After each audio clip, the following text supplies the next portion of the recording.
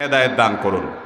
ভাইরা আমার, রাত অনেক হয়েছে, আমি প্রশ্ন উত্তর দেওয়ার কথা ছিল, কিন্তু এখন যদি প্রশ্ন উত্তর দেওয়া শুরু করি অনেক সময় লেগে যাবে। আমার মনে হয় প্রশ্ন উত্তর সেশনটা আমাদের ক্লোজ রাখা উচিত, কি বলেন? ভাই, আমার ঢাকায় যেতে হবে, কালকে সারাদিনের আমার ঠাসা প্রোগ্রাম আছে, আবার আপনাদেরও তো ফজর নামাজ পড়া লাগবে। আমার মনে হয় প্রশ্ন উত্তরটা আমি অন্য কোনো সেশনে অন্য কোনো সময় দেওয়ার চেষ্টা করি, কি বলেন?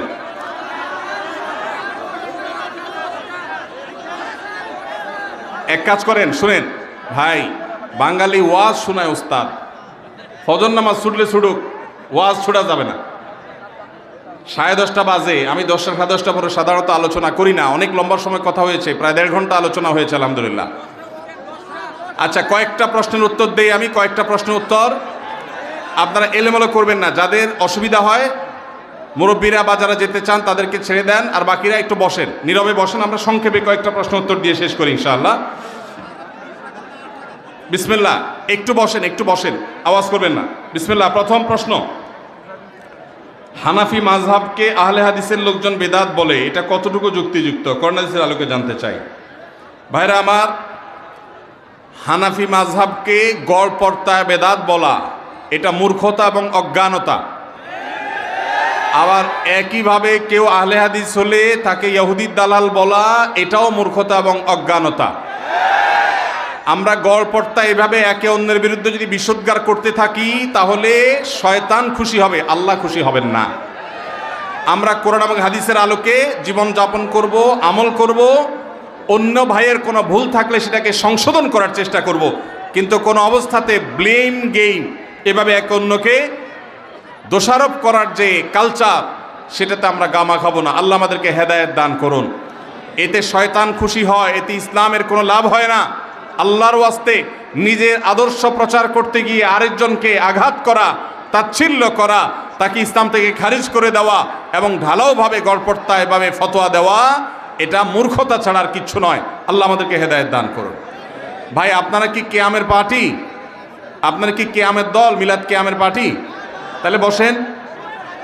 আপনাদের কি কোমরে ব্যথা আছে? না থাকলে বসেন, এ ভাই বসেন। সাইডে সবাই, সাইডে ভাইদেরকে ধরে বসায় দেন, আবার লুঙ্গি ধরে টান দিয়েন না, সাইডে ধরে বসায় দেন, বসায় দেন। মাশাল্লাহ, মাশাল্লাহ, ঠিক আছে, ঠিক আছে ভাই, এই তো মাশাল্লাহ বসে গেছে, বসে যান ভাই। দাঁড়ায় থাকলে পিছনে মানুষ দেখতে পায় না, বসে যান। যুবক ভাই বসেন, বসেন, মাশাল্লাহ। জি ভাই, এর প্রশ্ন, আমার বাড়ি এই গ্রামে, আমার বাবা মৃত, আমি পর্দা করি, দিন পালনের চেষ্টা করি, আমার বয়স 24, মাস্টার্স পাস, আমি বিবাহ করতে চাই। আমার 2 ভাই বিবাহের ক্ষেত্রে পাত্রের শুধু স্ট্যাটাস এবং চাকরি দেখে, পরহেজগারি তার কোনো গুরুত্ব দেয় না। আমার অনেক বিবাহ বাতিল হয়েছে, এই জন্য আমার ভাইদেরকে নসিহা দিন, আপনার একদিনই বোন। ভাইরা আমার, আমাদের দেশে অনেক হতভাগা অভিভাবক আছে, নিজের মেয়ে কিংবা বোনকে বিয়ে দেওয়ার ক্ষেত্রে শুধুমাত্র ছেলের টাকা পয়সা, চাকরি বাকরি, স্ট্যাটাস এগুলোই দেখে। ছেলে ভালো মানুষ কিনা, আল্লাহ ভীরু মুত্তাকি কিনা, পরহেজগার কিনা, নামাজি কিনা, হালাল হারাম মেনটেন করে কিনা, সে বিষয়টা দেখে না। নবীজি সাল্লাল্লাহু আলাইহি সাল্লাম বলেছেন, তুনকাহুল মারআতু লিআরবাঈন, 4টি বিষয় দেখে সাধারণত মেয়েদেরকে মানুষ বিবাহ করে বা বিবাহ দেয়। এই 4টি বিষয়ের মধ্যে কেউ টাকা পয়সা দেখে, কেউ রূপ লাবণ্য দেখে, কেউ বংশগরিমা দেখে মানুষ একে অন্যকে বিবাহ করে, বিবাহ দেয়। কিন্তু কেউ কেউ দিনদারিতাকে অগ্রাধিকার দেয়। নবী সাল্লাল্লাহু আলাইহি সাল্লাম বলেছেন, ফাজফার বিজাতিদ দ্বীন, ধার্মিক মানুষের সাথে বিবাহ বন্ধনে আবদ্ধ হয়ে তোমরা জেতার চেষ্টা করো। তুমি যদি বিবাহ করে তোমার বিবাহের প্রকৃত সার্থক বিবাহকে করতে চাও, বিবাহের যদি লক্ষ্যকে তুমি পূরণ করতে চাও, তাহলে সত্যিকার অর্থে সফল হতে হলে তোমাকে অবশ্যই দিনদারিতাকে অগ্রাধিকার দিতে হবে। এই বোনের ভাইরা যদি এই মাহফিলে থেকে থাকেন, আপনাদেরকে আমি বলছি, আল্লাহকে ভয় করেন। মনে রাখবেন, চাকরি বাকরি, স্ট্যাটাস এগুলা কোনোটা সংসারে শান্তি আনে না। শান্তি আনে মানুষের ব্যক্তিত্ব, ভালো মনুষ্যত্ব। ভালো মানুষ হলে উপার্জন একটু কম হলেও, সামাজিক তথাকথিত স্ট্যাটাস একটু নিচে থাকলেও সংসার সুখের হবে। আর যদি ভালো মানুষ না হয়, যত বড় স্ট্যাটাস হোক, যত বড় চাকুরে হোক, কখনো সেখানে শান্তি আসবে না। এজন্য আল্লাহকে ভয় করেন এবং দিনদার পাত্র দেখে নিজের বোন মেয়েকে বিয়ে দিবেন। আমাদের মেয়ের বাবারা এখন আর পাত্র দেখে না, তারা টাকার বস্তার সাথে মেয়ে বিয়ে দিতে চায়। মেয়ের বাবারা এখন আর ছেলে দেখে না, তারা দেখে টাকার বস্তা। আর ছেলেরা, ছেলের বাবারাও এখন আর মেয়ে দেখে না, তারা খোঁজে আটার বস্তা, তারা ময়দার বস্তা খোঁজে, তারা ভালো মেয়ে খোঁজে না। যদি ভালো ছেলে পেতে চান, আপনার এলাকায় ফজরের নামাজে সামনের কাতারে তাকবীরে উলায় যেই যুবক নামাজ পড়ে, এই যুবককে ভালো ছেলে ধারণা করতে পারেন। আল্লাহ তাআলা আমাদেরকে দিনদারিতা এবং ধার্মিকতা দেখে বিবাহ দেওয়ার তৌফিক দান করুন। ভাইরা আমার, আমরা যদি পার্থিব জিনিস দেখে বিয়ে শাদী করি এবং দেই, তাহলে সেক্ষেত্রে আমরা কিন্তু ধরা খাবো, লাভবান হব না। এই বোনকে বলতে চাই, আপনি এলাকার আলেম ওলামা, মসজিদের ইমাম সাহেব, তাদের মাধ্যমে আপনার ফ্যামিলির লোকজনকে বোঝাবার চেষ্টা করেন। আমরাও তাদেরকে বলছি, আল্লাহকে ভয় করেন, দিনদারিতাকে অগ্রাধিকার দিবেন, অন্য কোনো কিছুকে নয়। ইনশাল্লাহ শান্তি হবে। ঘরে ঘরে বিবাহ ভাঙছে, দাম্পত্য কলহ হচ্ছে, কারণ আমাদের কাছে এখন ভালো মানুষের চাইতে পয়সাটা বেশি দরকারি। আমাদের চাইতে এখন ভালো মানুষের চাইতে ভাবসাবটা বেশি দরকারি।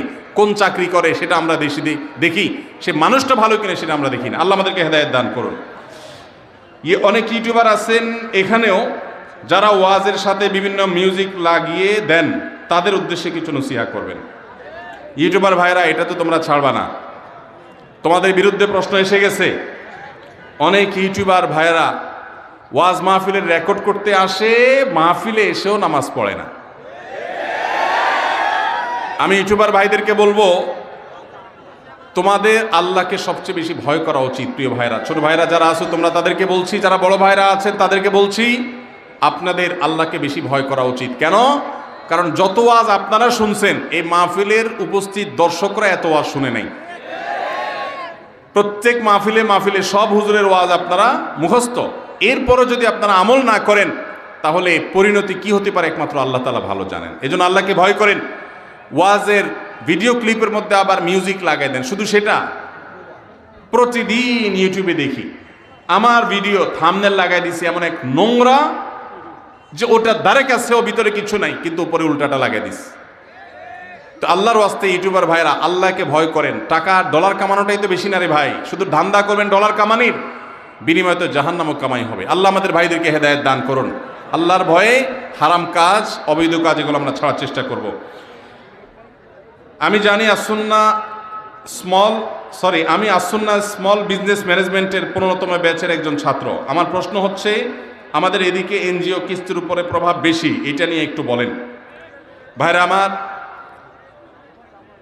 সুদভিত্তিক লোন গ্রামে গঞ্জে এর যে জাল বিছানো হয়েছে, এতে দরিদ্র মানুষের দারিদ্র দূর হোক বা না হোক, ঠিকই ওই সুদের মহাজন এনজিওগুলোর লাভ ঠিকই হয়। সুদকে আল্লাহ তাআলা হারাম করেছেন, এবং এমন হারাম করেছেন, আল্লাহর জমিনে হারামের তালিকায় সবচেয়ে ভয়ঙ্কর হারাম হলো সুদ।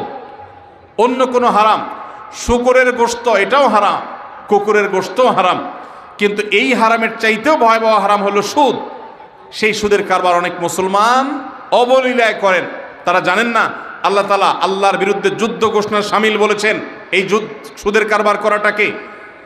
সুদের যে 70টা খারাপ দিক আছে, সবচেয়ে সাধারণটা হলো নিজের মায়ের সাথে জেনা করার মতো জঘন্য অপরাধের চাইতেও ভয়াবহ হলো সুদের কারবার।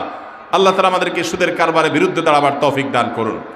সমাজে আপনারা ইসলামিক পদ্ধতিতে মানুষের অভাব মোচন করবার জন্য লোনের প্রসেস আপনারা শুরু করে দেন। আসুন্নাহ ফাউন্ডেশন থেকে আমরা দারিদ্র্য বিমোচনের জন্য মানুষকে স্বাবলম্বীকরণ প্রজেক্টের আওতায় গরিবদেরকে বিভিন্ন জিনিসপত্র কিনে দেই। ওই জিনিসের আর কোনো ফিডব্যাক, সুদ তো পরের কথা, আসলটাও আমরা আর ফেরত নেই না, এবং বেছে বেছে দেওয়ার কারণে সেখানে মিসইউজও হয় না।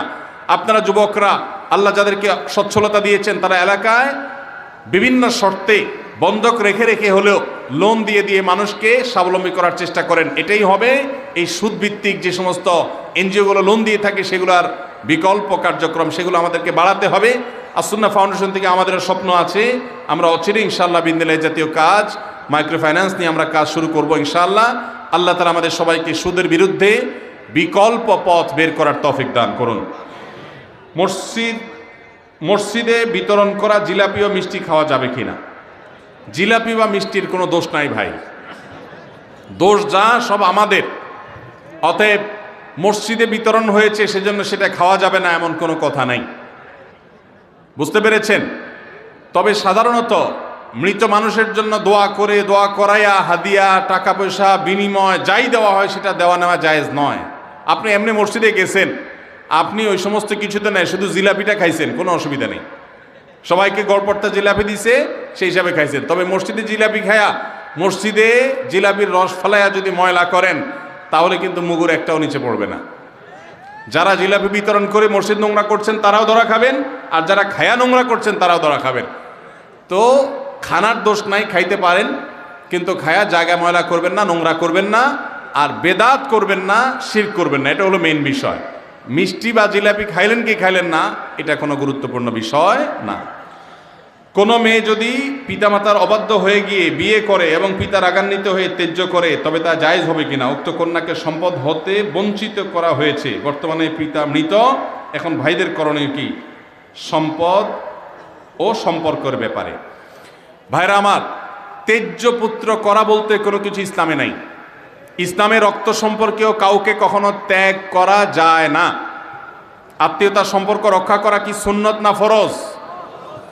কোনো যুক্তিতে নিজের সন্তান হোক, ভাই বোন হোক, চিরকালের জন্য ত্যাগ করলাম এটা করা জায়েজ নাই। অভিমান করতে পারেন, অভিমানের মেয়াদ সর্বোচ্চ 3 দিন। সর্বোচ্চ কয় দিন? লা ইয়াহিল্লু লিমুসলিমিন আন ইয়াহজুরা আখাহু ফাওকা সালাসি লায়াল। 3 দিনের বেশি কোনো মুসলমানের সাথে আপনি সম্পর্ক ছিন্ন করে থাকা জায়েজ নয়। অতএব 3 দিন রাগ করে থাকতে পারেন। এরপর আস্তে আস্তে আপনি কথা বেশি না, আবার একটু একটু বলেন, একটু অভিমান করে থাকেন শাসনের নিয়তে, তাকে কথা না বলে থাকলেন, সেটা করতে পারেন। কিন্তু ত্যায্য করে দিলেন, সম্পদ থেকে বঞ্চিত করলেন, এ অধিকার নাই। যত বড় অন্যায় করুক, সে অন্যায় করলে আল্লাহর কাছে দায়ী হবে, তাই বলে আপনি সম্পদ থেকে বঞ্চিত করতে পারেন না। কোনো বাবা যদি এটা করে যান, তার মৃত্যুর পর সন্তান ছেলেরা যারা আছেন তারা মেয়েকে বাবা বঞ্চিত করলেও ওই সম্পদে মেয়ের যতটুকু হক আছে ততটুকু মেয়েকে ফেরত দিতে হবে, না হলে এই ভাইরাও কিন্তু গুনাহগার হবে আল্লাহর কাছে। এরপরে প্রশ্ন হলো, এখন অনেক মহিলা ওয়াজ মাহফিলে ওয়াজ পরিবেশন করে, মহিলারা কি ওয়াজ করতে পারবে কিনা? ভাইরা আমার, আল্লাহ তাআলা প্রত্যেককে যার যার মতো করে সৃষ্টি করেছেন, তার কাজের পরিমণ্ডলও আল্লাহ তাআলা ঠিক করে দিয়েছেন। মা বোনরা অবশ্যই নসিহত করবেন, ওয়াজ করবেন, সেটা হলো নিজেদের আঙ্গিনার মধ্যে নিজেদেরকে। কিন্তু এরকম মাইক লাগিয়ে আজকাল ভিডিও পর্যন্ত করা হচ্ছে, সেগুলো পরপুরুষের কণ্ঠে যাচ্ছে, তারা শুনছে। এই যে আল্লাহ রাব্বুল আলামিন কোরআনে কারিমে বলেছেন, মেয়েরা যখন কথা বলবে তখন তারা কথার ভিতরে কোমলতা সৃষ্টি করবে না। ওয়াজ মাহফিল কি কর্কশভাবে করা হয় না কোমলভাবে করা হয়? কোরআন তেলাওয়াত কি কর্কশভাবে করা হয় না মিষ্টি সুরে করা হয়? তাহলে একজন নারী যখন এভাবে পরপুরুষের সামনে মাইকে ওপেন জায়গায় তিনি যখন তেলাওয়াত করবেন এভাবে, তখন সেটা অবশ্যই গুনাহের কথা। এটা ইসলাম প্রচার নয়, এটা শয়তানের প্রচার, শয়তানির প্রচার। অতএব এই ওয়াজ মাহফিল, এটা ওয়াজ মাহফিলের নামে ফিতনা। তারা তাদের আঙ্গিনায় তাদের মতো করে তারা দাওয়াতের কাজ করবেন। আমার স্বামী প্রবাসী, ঝগড়া হলে আমার কোনো ক্রমে ধৈর্য আসে না। সে কথায় কথায় আমাকে বলে তোমায় আর রাখবো না, কিন্তু তালাক বলে না। তারপরে কি তালাক হয়ে যাবে? ভাইরা আমার, কোনো স্বামী যদি স্ত্রীকে বলে তোমাকে আর রাখবো না, তোমাকে তালাক দিয়ে দেব, এইভাবে ভবিষ্যৎকালীন ক্রিয়া ব্যবহার করলে তাতে তালাক হয় না। কিন্তু কথায় কথায় স্ত্রীকে এরকম কথা বলাটা ছোটলোকি। অনেক পুরুষ আছে চুন থেকে নুন খসলেই আর তোমার সাথে তোমার সংসার, তোমাকে আমি আর রাখবো না, তোমার সাথে আমার আর চলবে না। এর নাম হলো জাত ছোট লোক। আর কিছু মহিলা আছে সেম টাইপ, কিছু হইলেই গাট্টি বুসকা গোসা আমি চলে গেলাম বাপের বাড়ি, আর তোমার সংসার করব না। এটা হলো আরেক ছোট লোক। সাংসারিক জীবনে বহু কথা হবে। আমি সবসময় বলি, ভাই পারলে একটা সিমটি দিয়ে দিন, একটা ধাক্কা দিয়ে দিন। বেশি দিয়ে ফেললে এটা বিচার করা যাবে, কিন্তু তালাক মেরে বসে থাকবেন, এরপর এসে বলবেন হুজুর তালাক দিছি, কি করার আছে? কিচ্ছু লাভ হবে না। বাইতুল মুকাররমের খতিব সাহেব, হারামাইনের ইমাম সাহেবরা সবাই যদি একসাথে হইয়াও বসে, আপনার তালাক হওয়া সম্পর্ক জোড়া লাগানোর ক্ষমতা পৃথিবীর সব হুজুরদেরও নেই। এই জন্য আল্লাহর ওয়াস্তে কথায় কথায় তালাক এটা উচ্চারণ করা বন্ধ করা ডেঞ্জারাস জিনিস। সালাতুন জিদ্দুহুন্না জিদ্দুন ওয়া হাজলুহুন্না জিদ্দুন, 3টা বিষয় রসিকতা করলে যা হবে, সিরিয়াসলি করলে তা হবে, তার মধ্যে একটা হলো তালাক। ডেঞ্জারাস বিষয়। বহু মানুষ মাসালা জিজ্ঞাসা করতে এসে আমাদের কাছে চোখের পানি ফেলতে ফেলতে বুক ভাসি তারপরে গেছেন, কারণ এমনভাবে তালাক দিয়েছেন যে সম্পর্ক শেষ হয়ে গেছে। আল্লাহর ওয়াস্তে স্বামী স্ত্রী ঝগড়া বিবাদে কখনো তালাকের কথা মুখে বলবেন না। তালাক যদি দিতেই হয় ঠান্ডা মাথা আগে ভাববেন, আলেমদের সাথে এবং আইনবিদদের সাথে এবং আপনার গুরুজনদের সাথে, মুরব্বীদের সাথে, বিচক্ষণ মানুষদের সাথে পরামর্শ করবেন, তারপর ডিসিশন নেবেন। এটা হুটহাট বলার জিনিস না। আমার এক হুজুর ছিল খুলনা দারুল উলুম মাদ্রাসা, যখন আমি ইফতা পড়ি, তালাকের মাসালা জিজ্ঞাসা করতে আসলে আগে বেত নিয়া মায়ের, তারপরে মাসালা পরে দিতেন, আগে মায়ের দিতেন। যে কথায় কথায় বউরে তালাক, আর জায়গায় মস্তানি পাও না, শুধু মহিলাদের উপরে মস্তানি করতে আসো। তো এই জন্য কথায় কথায় যারা তালাকের কথা বলে এরা হলো সব ছোট লোক। আল্লাহ তাআলা এদেরকে এই ছোট লোকে পরিহার করার তৌফিক দান করো। আমরা সবাই শয়তানের প্ররোচনায় পড়ে পাপ কাজ করি, এমনকি আদম হাওয়াও শয়তানের প্ররোচনাতেই জান্নাতে ফল খেয়েছিলেন। প্রশ্ন হলো, শয়তান তাহলে কার প্ররোচনায় সেদিন আদমকে সিজদা করে নাই? জটিল প্রশ্ন।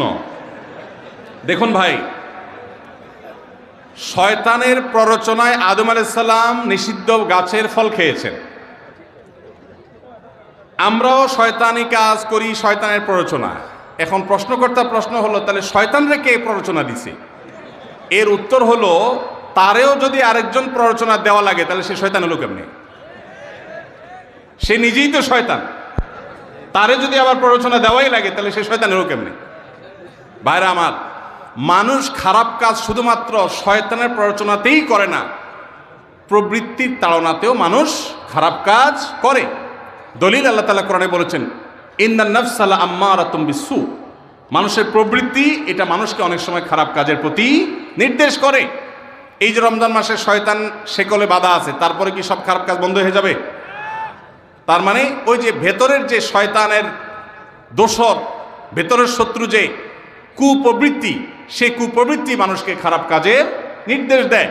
তো শয়তানের প্রবৃত্তি তাকে খারাপ কাজের নির্দেশ দিয়েছে। মসজিদের মাঝে যে কাতারে দাঁড়িয়ে সালাত পড়া হয়, সেই কাতারের মাঝে যদি খুঁটি থাকে তাহলে সেখানে সালাত হবে কিনা? ফরজ সালাত। বাইরে আমার কাতারের মধ্যখানে যদি খুঁটি পড়ে যায়, ওই জায়গা থেকে দাঁড়ানো অসুবিধা নেই, এতে ডিসকানেক্টেড হবে না। খুঁটির দুই পাশে দাঁড়ালে মাঝখানে খুঁটি পড়ে গেছে, হইতে পারে, কোনো অসুবিধা নেই, এর কারণে নামাজ হবে, জামাতও হয়ে যাবে। তবে মসজিদ নির্মাণের সময় খুঁটি যদি এমন কোনো জায়গায় ফেলানো যায় যেখানে ওইটার বরাবর জুতার র্যাক ইত্যাদি রাখা হয়, তাহলে সবচেয়ে ভালো। হাঁটা চলার জন্য জায়গা খেলে, বড় বড় মসজিদ আমাদের দেশে হাঁটা চলার কোনো জায়গা নেই, মানুষের নামাজের সামনে দিয়ে হাঁটা লাগে। আরবের দেশগুলোতে সবগুলাতে চারপাশে হাঁটা চলার জায়গা থাকে, তো আমার দেশে এরকম রাখা দরকার, বিশেষ করে বড় মসজিদগুলোতে। তো এই জন্য পিলারের বরাবর জায়গাটা হাঁটা চলার জন্য রাখা যেতে পারে। কিন্তু যদি কেউ দুই পাশে কাতার করে, মাঝখানে পিলার পড়ে যায়, পিলার দোনো পাশে মানুষ দাঁড়াইছে, কোনো অসুবিধা নেই, এর কারণে নামাজ হয়ে যাবে। বিয়েতে মেয়ের বাড়িতে কীরকম অনুষ্ঠান করা যায় শরীয়ত সম্মত?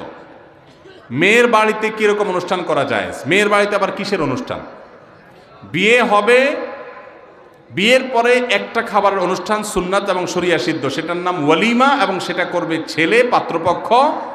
তারা একজনের আস্ত একটা মেয়ে জন্মের পর থেকে শত শত দিন, হাজারো দিন পরিশ্রম করে বড় করে এই মেয়েকে পরিণত করে দিয়েছেন, শিক্ষিত করে দিয়েছেন। এরপরে আস্ত একটা মেয়ে ঘরে তুলে নিয়ে আসছে আরেকজনের, এই খুশিতে নতুন বউ ঘরে আসছে, সেই খুশিতে সবাইকে খাওয়াবে, এটার নাম হলো ওয়ালিমা।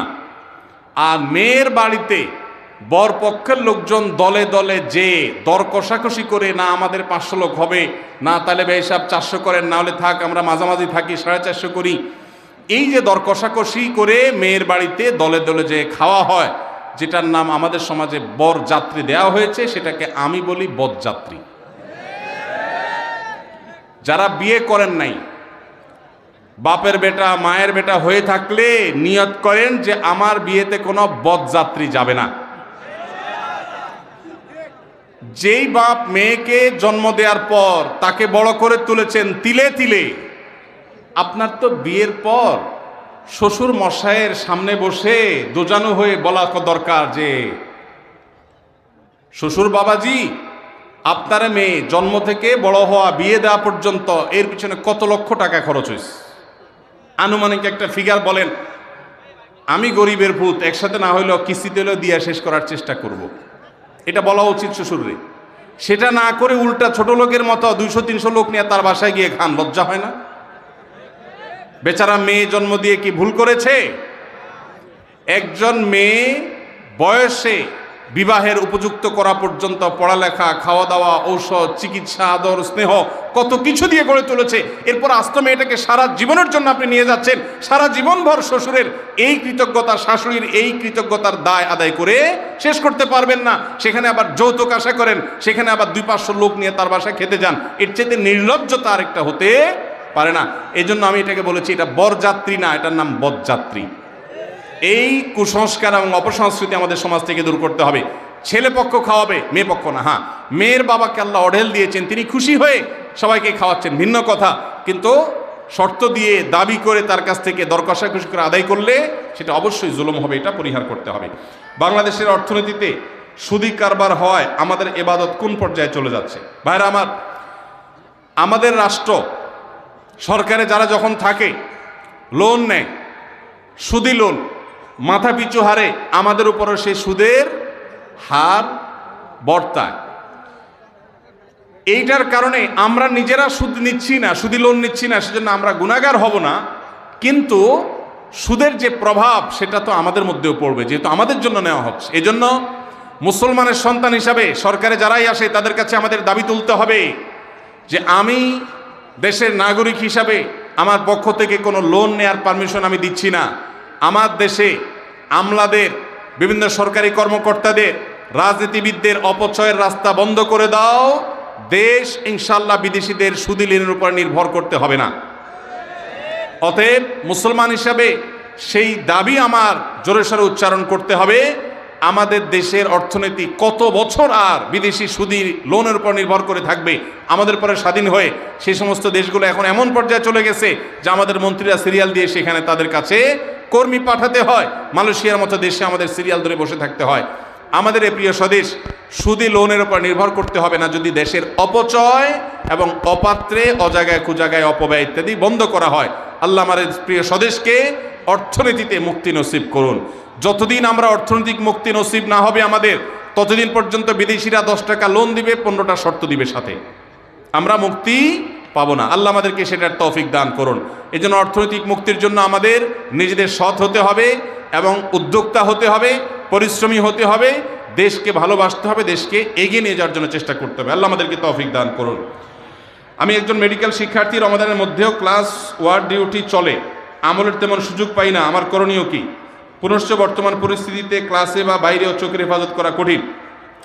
প্রিয় ভাই আমার, যিনি প্রশ্ন লিখেছেন তাকে বলবো যে আপনি কোনো ভালো আলিম, ভালো কোনো আমলদার মানুষের সোহবত এবং সান্নিধ্যে যান, ইনশাআল্লাহ আপনার আমলের পরিমাণ এবং মানসিকতা বাড়বে। আর ডিউটির মধ্যে থেকেও আপনি বেশিরভাগ আমলই করতে পারেন, তেলাওয়াত করতে পারেন, দোয়া করতে পারেন, জিকির আজকার করতে পারেন, ইস্তেগফার করে, এগুলো ডিউটি ফাঁকে ফাঁকে আপনি করতে পারেন, ডিউটি কোনো অসুবিধা হবে না। কবরে মাটি দেওয়ার সুন্নাহ কি? আমাদের এদিকে প্রচলিত আছে দাঁড়িয়ে দিতে বাধ্য করে। আসলে নিয়ম কি? কবরের মাটি দাঁড়িয়ে দিতে হবে এমন কোনো কথা নাই, কেউ বসে দিলেও দেওয়া যাবে, দাঁড়িয়ে দিতে হবে এমন কোনো বাধ্যবাধকতা নাই। ইসলাম প্রধান ধর্ম, কিন্তু বিভিন্ন ধর্মের উৎপত্তি কোথা থেকে?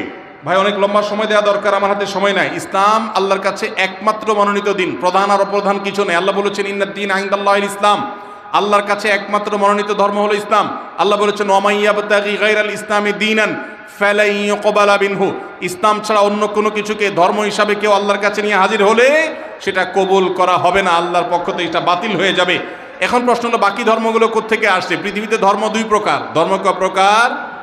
কিছু আছে আসমানি ধর্ম। আসমানি ধর্ম বলতে বিভিন্ন নবী রাসূলদের হয়ে আমাদের কাছে যে ধর্ম এসেছে, আদম আলাইহিস সালাম থেকে নিয়ে মুহাম্মদ সাল্লাল্লাহু আলাইহি ওয়াসাল্লাম, এগুলো সবগুলো পর্যন্ত সব নবী রাসূলদের ধর্ম হলো আসমানি ধর্ম।